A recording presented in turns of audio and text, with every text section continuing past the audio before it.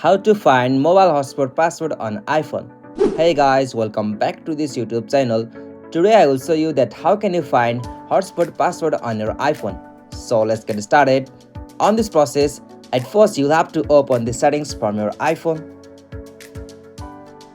Alright, so after you open the settings, you'll got such interface. So from here, you'll have to firstly turn on the cellular data on your iPhone. So for that, you'll have to tap on cellular.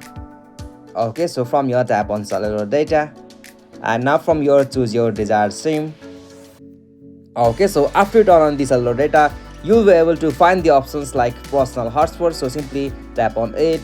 Alright, so from the section you'll be able to see your Wi-Fi password or your hotspot passwords.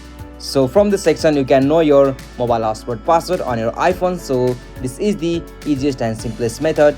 Hope you found this video helpful to you, and please don't forget to subscribe our YouTube channel for more quick and short tutorial like this. Thank you for watching this video.